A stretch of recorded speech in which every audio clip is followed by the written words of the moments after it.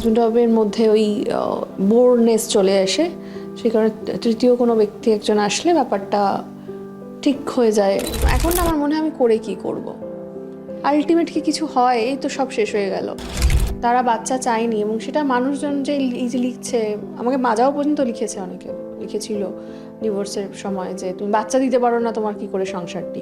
Importantly যেটা বললাম যে আগে যেহেতু আমার দুটো বিয়ে, যেটা আমাকে ব্ল্যাকমেল করা হতো প্রতিটা মুহূর্তে যে তুই আর কোথায় যাবি, তো তোর কোথাও মুখ দেখানোর জায়গা নেই। তোকে আমি জানিয়ে করছি এটা তোর সৌভাগ্য নয় কি? অনেক পুরুষ হচ্ছে তো বাইরে করে, কিন্তু যখন দেখলো যে ও সত্যিই ধনী, তখন আমাকে বলেছিল যে এর সাথে বন্ধুত্ব কর, সময় কাটা, কিন্তু আমার এইটা আমাকে দিতে হবে, এটা দিতে হবে। যখন দেখছে যে আমি ওদের আন্ডারের বাইরে চলে গেছি, আর কোনো রকমভাবেই দমানো সম্ভব নয়, ধরো সব কিছু উজাড় করে দিয়েছিলাম, তো আমার ফিনান্সিয়ালি বলো, আমার সমস্ত পরিশ্রম, মানে আমি শুটিং সংসার দুটো একসাথে সামলেছি, আমার এত পরিশ্রম করলাম, সব শেষ হয়ে গেল।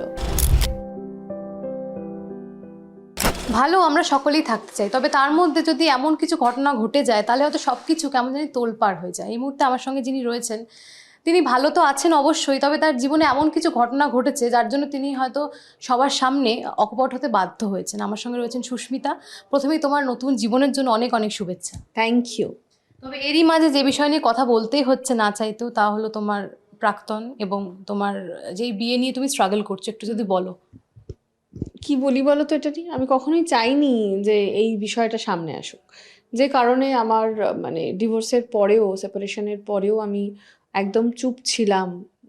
কিন্তু কালকে রাতের ওই যে হুমকির মেসেজটা, সেখানে আমার মনে হলো যে না, এবারে বোধহয় একটু স্ট্যান্ড নেওয়া দরকার। তার কারণ নতুন জীবন, নতুনভাবে আমি পথ চলা শুরু করেছি।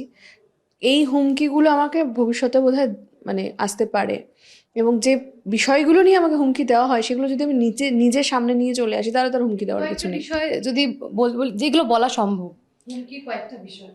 ওই তো যে তোর বিয়ে আছে আগে, এটা বলে দেবো, এটা কর, না হলে ওটা বলে দেবো, এই বিষয়গুলো।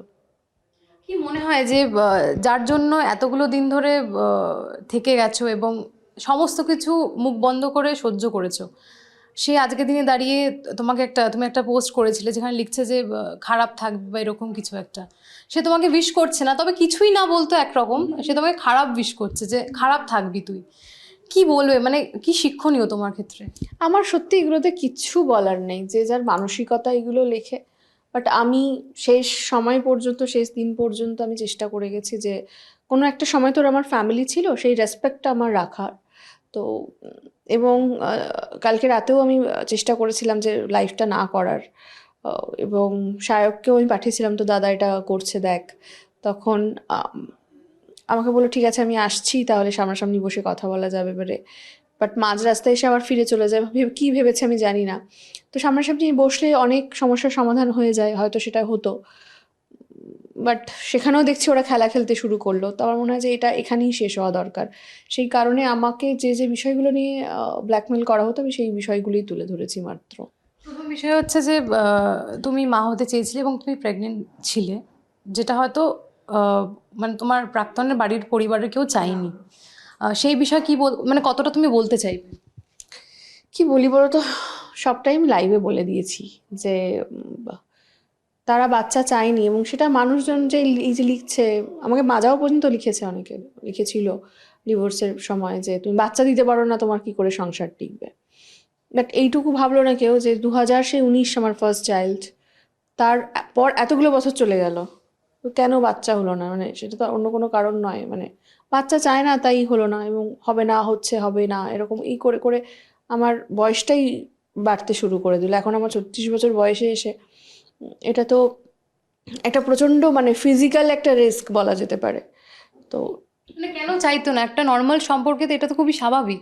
কেন ওদের কাছে হয়তো এটা নর্মাল যে না চাওয়াটা, রেসপন্সিবিলিটি, বা সেগুলোর উত্তর ওরাই দিতে পারবে কেন চাইতো না। তোমাদের ভালোবেসে বিয়ে ছিল তো, হ্যাঁ হ্যাঁ হ্যাঁ।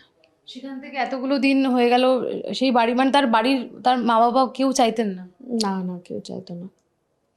সেখান থেকে তুমি বলেছো মানে তোমার প্রাক্তনও একটা পোস্ট করেছে যেখানে তুমিও নাকি মারধর করতে, অত্যাচার করতে। আমাকেও করছো, তাই করেছি, সেটা তো লেখেনি। আমি যখন আমি যে লাইভটা করেছি সেখানে কিন্তু আমি আমার পাস্টও বলেছি, এবং এটা দুজনের ক্ষেত্রেই। হ্যাঁ বলেছি, বাট ওদের কোনো কথাতে ওদের কিচ্ছু তুমি পাবে না, ওরা ধরা তুলসী পাতা।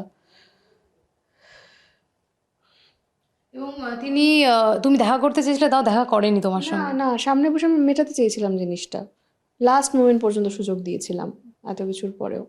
হঠাৎ করে এই সমস্ত কিছু কথাবার্তায় এটা কি তোমার বিয়ের পোস্টের পর থেকে? হ্যাঁ, যখন দেখছে যে আমি ওদের আন্ডারের বাইরে চলে গেছি, আর কোনো রকমভাবেই দমানো সম্ভব নয়, তখন ওই বাইরে থেকে একটু আঁচড় কামড় দেওয়ার চেষ্টা আর কি। আর একটা বিষয় তুমি ভীষণ ইম্পর্টেন্ট যেটা নিয়ে এসেছিলে সবার সামনে, সেটা হলো যে সেক্সুয়াল বিষয়টাকে ভিডিও করা। একটা ক্লোজ, যখন দুজন দুজন ক্লোজ হচ্ছে সেই সময়টাকে ভিডিও করে সামনে নিয়ে আসা, এবং এটা নাকি পরে দেখানো, তোমাকে দেখাতো, এবং একই বিষয় তোমার প্রাক্তনের থেকে সেম বিষয়টা এসছে, রেসিপ্রোকেশন হয়েছে যে তুমি নাকি চাইতে, এবং এটা নাকি তোমার ফ্যান্টাসি ছিল। দেখো, আমি ওটাই তোমাকে বলছি, মানে যেটা নিয়ে আমাকে ব্ল্যাকমেল করা হচ্ছিল, আমি নিজেই যখন সেই পয়েন্টগুলো সামনে নিয়ে চলে এসেছি, আর তো কোনো পয়েন্ট থাকছে না আমার এগেনস্টে কিছু বলার, তখন তো স্টোরি বানাতেই হবে। তো এই বিষয়টা নিয়ে আমার কিছু বলার নেই আর। মানে তোমার সামনে ভিডিও করতো? হ্যাঁ মানে আমি তো মানে ছিলামই। এটা কি তোমাকে ফোর্স করা হতো ভিডিওটা, মানে তুমি ভিডিওটা করতে নাকি তোমাকে বলা হতো? না, বিষয়টা কি বলো তো, মানে এই জিনিসটা আমি কেন করেছি, আমাকে বোঝানো হয়েছিল যে এটা দাম্পত্যে নাকি খুব জরুরি, মানে হাজব্যান্ড ওয়াইফের মধ্যে ওই বোরনেস চলে আসে, সে কারণে তৃতীয় কোনো ব্যক্তি একজন আসলে ব্যাপারটা ঠিক হয়ে যায়। সে তোমার উপস্থিতিতে? হ্যাঁ, আমাকে তো এটা বলতো যে তোকে আমি জানিয়ে করছি, এটা তোর সৌভাগ্য নয় কি, অনেক পুরুষ পুরুষ হচ্ছে তো বাইরে করে। এবং তুমি সেই ভিডিওটা করতে তোমায় বাধ্য করতো, বা হয়তো সেই সময় তুমি ব্লাইন্ড ফোল্ডেড ছেলে, এমনি। ব্লাইন্ড ছিলাম আমি, প্রচণ্ড ভালোবাসতাম, আর সব থেকে ইম্পর্টেন্টলি যেটা বললাম যে আগে যেহেতু আমার দুটো বিয়ে, যেটা আমাকে ব্ল্যাকমেল করা হতো প্রতিটা মুহূর্তে, যে তুই আর কোথায় যাবি, তো তোর কোথাও মুখ দেখানোর জায়গা নেই, তো সেই জায়গা থেকে। এবং ওই সময়টা দাঁড়িয়ে তুমি ওটা মেনে নিতে, এবং তুমি আরেকটা বিষয় বলেছো যে একাধিক সম্পর্ক ছিল, সেটা আমি জানতাম কিন্তু আমি মেনে নিয়েছিলাম। এটা কোন একটা জায়গায় পৌঁছে গেলে এরকম একটা জোন আসে, আমি মানে তুমি জানতে সবটা কিন্তু তুমি কিছু বলতে না? না, পরিবারের লোকজন জানতো? না মনে হয়। আচ্ছা, তোমার আজকের দিনে দাঁড়িয়ে কোথাও মনে হচ্ছে না যদি সে তার প্রাক্তনদের সঙ্গে ভিডিও করে, তাহলে আমি বলছি না, তাহলে তোমাদেরও কোনো এরকম কিছু ভিডিওতে থাকতে পারে? সেগুলো মনে হয় না ভিডিওগুলো এক্সিস্ট করছে, আর আমার জানা নেই মনে হচ্ছে। এটা নিয়ে কি কোনো কাউন্সিলিং বা কথাবার্তা বলেছো যে এরকম ভিডিও ক্যাপচার করে রাখো? আমি সেটা করতে, সেই কথাটা বলতে গেলে তো আগে এটাকে বিশ্বাস করতে হবে এটা নর্মাল নয়, বাট আমাকে বোঝানো হতো এটাই নর্মাল। আমি সেটাই বুঝতাম যে হয়তো এটাই নর্মাল, যে এটাই করে সবাই। এবং যেহেতু বেশি শিক্ষিত, তোমরা সকলেই জানবে যে দারুণ লেখে, তো সেই শিক্ষিতর জায়গা থেকে আমার মতো, হ্যাঁ তাহলে বোধহয় আমি কম বুঝছি।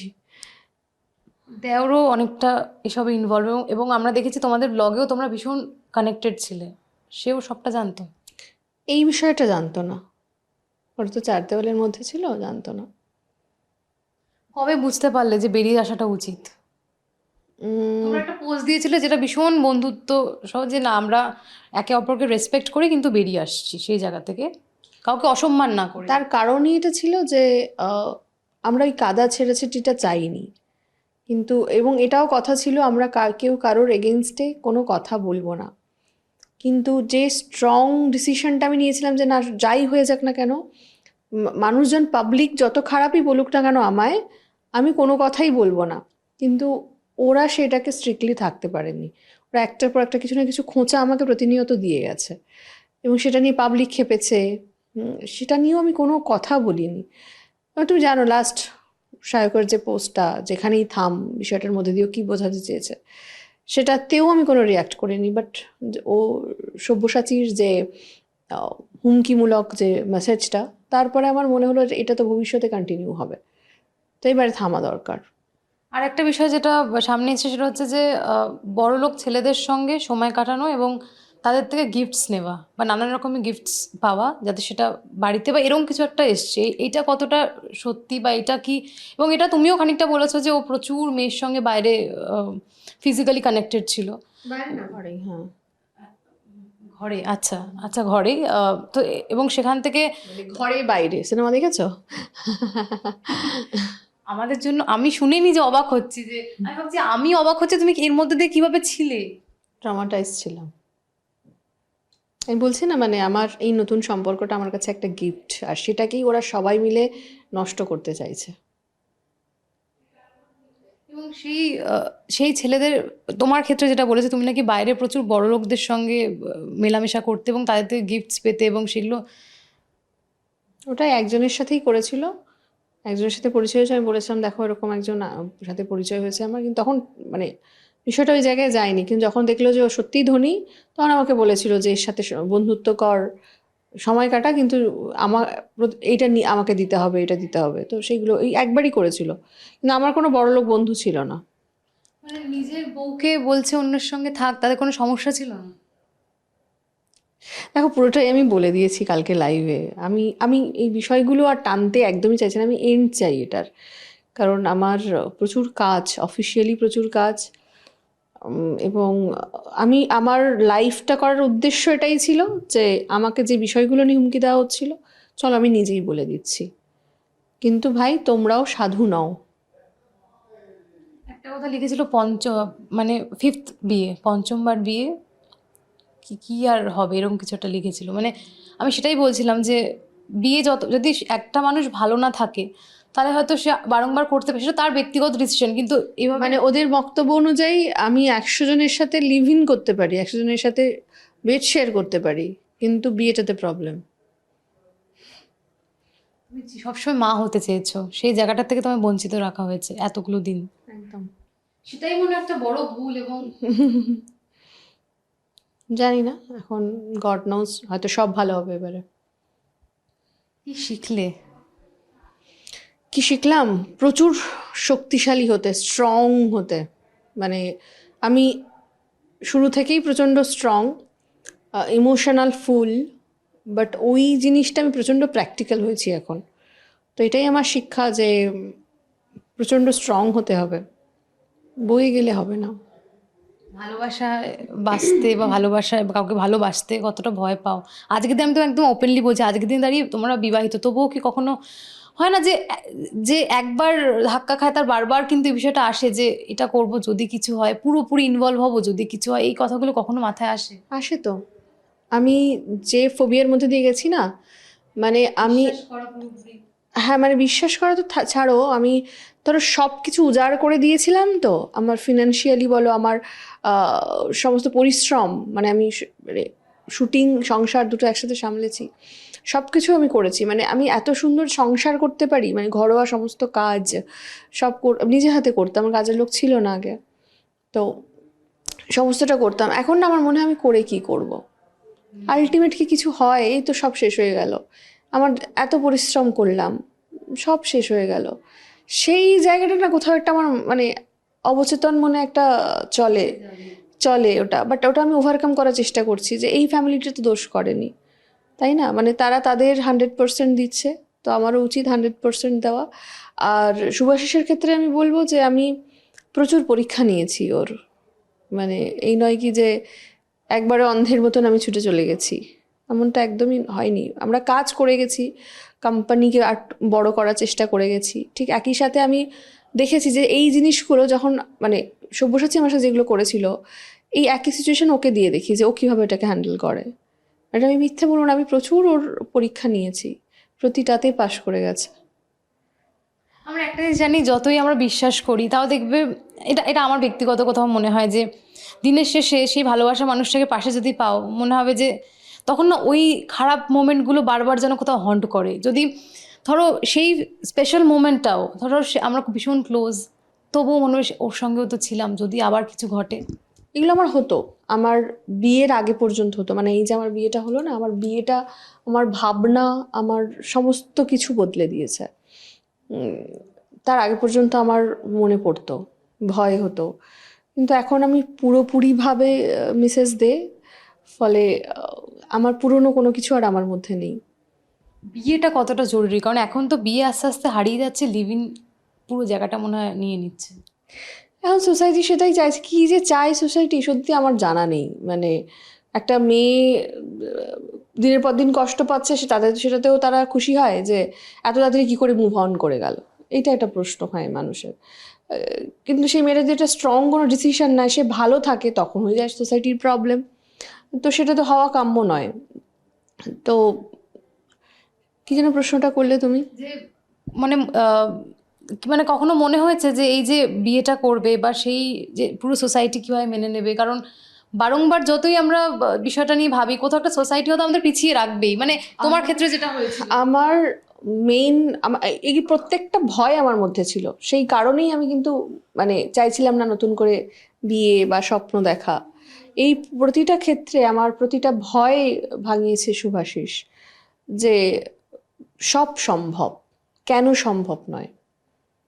তো এখন আমি আর ভয় পাই না। আমি চাই না এই জিনিসটা আরও টানটানি হোক, এখানেই শেষ চাই। আমি চাই আমার মতন আমাকে বাঁচতে দেওয়া হোক, তারা তাদের মতন বাঁচুক। সোশ্যাল মিডিয়া জুড়ে যে এত কটাক্ষ, কখনো মনে হয় যে শ্বশুর বাড়িতে সেটা কোনো ইম্প্যাক্ট ফেলবে কিনা? দেখো, শ্বশুরবাড়ির ক্লোজ সার্কেলের মধ্যে যতটা আমি জানি, সেখানে কোনো ইম্প্যাক্ট ফেলার জায়গাই নেই। তারা উল্টে, আমি কালকে রাত্রে আমি দেখেছি যে তারা কতটা সাপোর্টিভ। ফলে আলাদা করে আর মানে তাদের ইম্প্যাক্ট কিছু পড়বে না, বরঞ্চ তারা গর্ববোধ করে যে তাদের বৌমা এতটা লড়াকু একটা মেয়ে এবং এতটা সাহস রাখে। তোমার মা হওয়ার ইচ্ছা অবশ্যই পূরণ হবে, তবে সেই ক্ষেত্রেও কি কখনো ভয় হয় যে আবার যদি, আমি যেটা বলছি বারংবার, যে কারণ এই আমরা জানি যে যেহেতু তুমি পাবলিক ফিগার, তোমার পরিচিতি রয়েছে সমস্ত দিক দিয়ে, সেখান থেকে দর্শকের একটা মন্তব্য কিন্তু থাকবেই। সেটা কতটা এফেক্ট ফেলে দিনের শেষে? আমি তো কমেন্ট খুব একটা দেখি না। আমি আমার জীবন বাঁচছি। আর হ্যাঁ, ফোবিয়া একটা আছে, বাচ্চা নিয়ে। আমি ডাক্তারকে আর বিশ্বাস করতে পারি না। আমার সারাক্ষণ মনে হয় বোধহয় ডাক্তার ভুল কিছু করে দেবে। তো সেক্ষেত্রে যদি কখনো এই ঘটনাটা ঘটে, তো ওই ফোবিয়াটা আমি কাটানোর চেষ্টা করব। আশা করি সব ভালোই হবে, বুঝলে তো, মানে পজিটিভ ভাবতে হবে। কাছের মানুষ কি সত্যি কেউ হয় দিনের শেষে?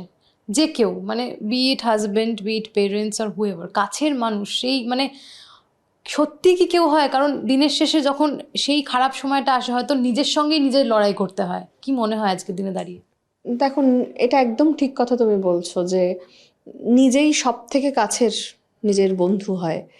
এমন কিছু কিছু পরিস্থিতি আসে যেটা কেউ সেই সিচুয়েশনটা বুঝতে পারে না, তো নিজেকে নিজের সাপোর্ট সিস্টেম হতে হয়। বাট তাও না, মানে কেউ একজন দরকার হয় যে একটু হলেও তোমার পাশে এসে তোমার কাঁধটা চাপড়ে বলবে হাম হ্যাঁ না।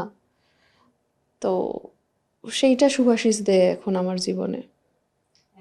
খুব ভালো থাকো, তোমার জীবন খুব সুখের হোক। তবে আরও একটা বিষয় যেটা আমি ভাবছিলাম জিজ্ঞাসা করবো কিনা, যেটা তুমি নিজে উল্লেখ করেছো যে তোমার দেওরের কথা, যে এক্স দেওরের কথা, যে ফিজিক্যাল হতে গিয়ে আমি নিজে বলতে পারছি না, তো সেক্ষেত্রে কিছু একটা ঘটে, তো সেটা নিয়েও তুমি কোনোদিন কথা বলতে চাওনি। তো সে বিষয়টা কি এক্স্যাক্টলি, কেন এবং কার সঙ্গে? আমি কথা বলতে চাইনি মানেই তো কথা বলতে চাইও না আজও। তবে কিছু একটা তুমি যেহেতু বলেছিলে লাইভে।